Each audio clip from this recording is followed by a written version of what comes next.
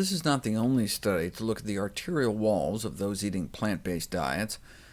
This new study from China, for example, found that compared to omnivores, those that ate egg-free and meat-free diets had all the typical benefits of eating more plant-based: lower body mass index, blood pressure, triglycerides, total cholesterol, bad cholesterol, fewer free radicals, maybe better kidney function, better blood sugar control, etc. But does all that translate to actual differences in their arteries? Yes, indeed, the omnivores had comparatively thickened arterial linings, all of which suggests about a tripling in their probability of developing cardiovascular disease.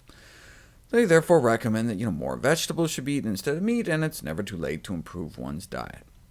Having said that, if those on plant-based diets don't get enough vitamin B12, levels of an artery-damaging compound called homocysteine can start to rise in the bloodstream and may counteract some of the benefits of eating healthy. In this study from Taiwan, the arteries of vegetarians was just as stiff as those of the omnivores, and they had the same level of thickening in their carotid arteries, perhaps because of the elevated homocysteine levels in their blood.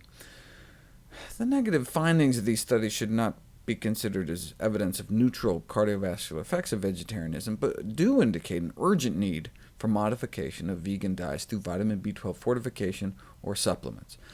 Vitamin B12 deficiency is a very serious problem, leading ultimately to anemia, neuropsychiatric disorders, irreversible nerve damage, and these high levels of artery-damaging homocysteine in the blood.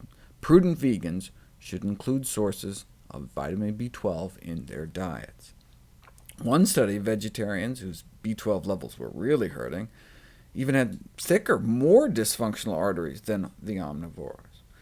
How do we know B12 was to blame? Well, when they were given B12 supplements, they got better. Their arterial lining started to shrink back, and the proper functioning of their arteries returned.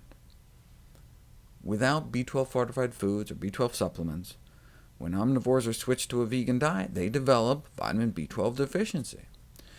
Yes, it may take dropping down to around 150 picomoles per liter to develop classic signs of B12 deficiency, like the anemia and our spinal cord rotting from the inside out. But way before that, we may start getting increased risk of cognitive deficits and brain shrinkage and stroke and depression and nerve and bone damage, as well as having our homocysteine shoot through the roof.